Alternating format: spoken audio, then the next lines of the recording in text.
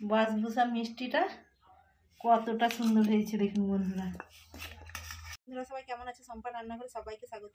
আজকে আমি বিশ্বকর্মা পুজো উপলক্ষে বাসবুসা মিষ্টি বানিয়েছি। কিভাবে বানিয়েছি সেটাই আপনাদেরকে দেখাবো। যে সকল বন্ধুরা আমার চ্যানেলে নতুন ভিডিও দেখছেন অবশ্যই সাবস্ক্রাইব করে আমার পাশে থাকুন। 1 বাটি পরিমাণে সুজি নিয়েছি, প্রথমে গুঁড়ো করে নিচ্ছি মিক্সিতে। সুজিটাকে আমি গুঁড়ো করে নিয়েছি। দেখুন বন্ধুরা, খুব মিহি করে গুঁড়ো করিনি, অল্প একটু দানা দানা আছে। নামিয়ে নিচ্ছি। যতটা সুজি নিয়েছিলাম তার অর্ধেকটা চিনি নিয়েছি। চিনিটাকেও আমি গুঁড়ো করে নেব আর চিনিটা নিচ্ছি। উপকরণটাকে আমি ভালোভাবে মিশিয়ে নিচ্ছি। ওই বাটিরই অর্ধেক বাটি আমি টক দই দিয়ে দিচ্ছি। ভালো করে টক দইটা দিয়ে মিশিয়ে নিয়েছি। এবার আগে থেকে দুধটা গরম করে রেখেছিলাম দিয়ে দিচ্ছি। 10 মিনিট ঢেকে রেখে দিচ্ছি। ব্যাটারটাকে ঢেকে রেখেছিলাম, 10 মিনিট পরে ঢাকা খুলে নিচ্ছি। এটা একদম নরম হয়ে গেছে। 1 চা চামচ বেকিং পাউডার দিয়ে দিচ্ছি। চিমটির থেকে একটু বেশি বেকিং সোডা দিয়ে দিচ্ছি। একটু অল্পতে সাদা তেল গুলিয়ে নিয়েছি। ব্যাটারটা থালার মধ্যে দিয়ে দিচ্ছি। আমি একটা থালার মধ্যে নিয়েছি, আপনারা যে কোনো থালাতে নিতে পারেন। আমি থালাটাকে একটু ঝাঁকিয়ে নিচ্ছি যাতে না ভেতর থেকে কোনো ফাঁক থেকে যায়।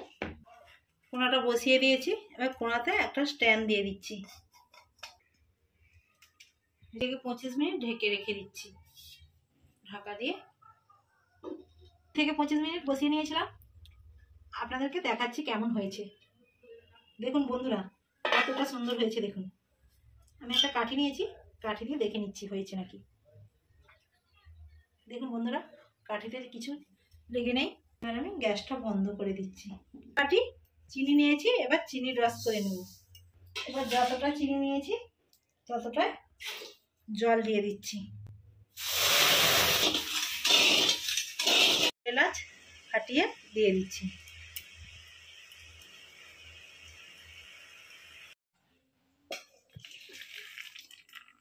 ঠান্ডা হয়ে গেছে। এবার আমি উল্টিয়ে নিচ্ছি।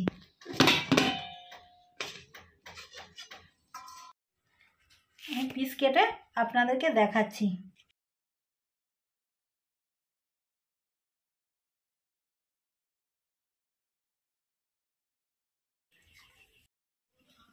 কড়াই সাদা তেল দিয়ে দিচ্ছি। এইরকম হালকা তেলটা গরম হয়েছে, খুব গরম হলে হবে না।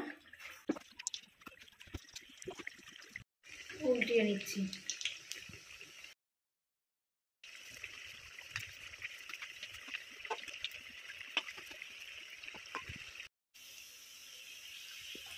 বন্ধুরা দেখুন মিষ্টিটা আমার ভাজা হয়ে গেছে, তুলে নিচ্ছি।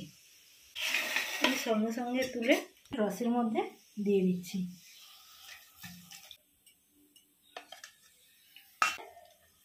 দু মিনিট মতো ডুবিয়ে রেখে দিচ্ছি। এভাবে সবগুলো ভেজে নেব।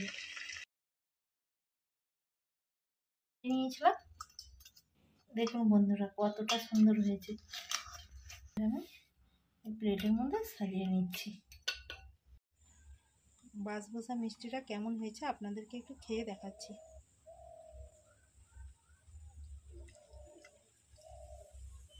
বাসবুসা মিষ্টিটা খুবই রসালো হয়েছে এবং খেতেও দারুণ লাগছে। আপনারাও বাড়িতে একবার হলেও ট্রাই করবেন। আমার ভিডিও যদি আপনাদের ভালো লেগে থাকে বেশি বেশি করে লাইক, কমেন্ট, শেয়ার এবং সাবস্ক্রাইব করে আমার পাশে থাকবেন। আমার ভিডিওটা এতক্ষণ দেখার জন্য আপনাদেরকে অসংখ্য ধন্যবাদ।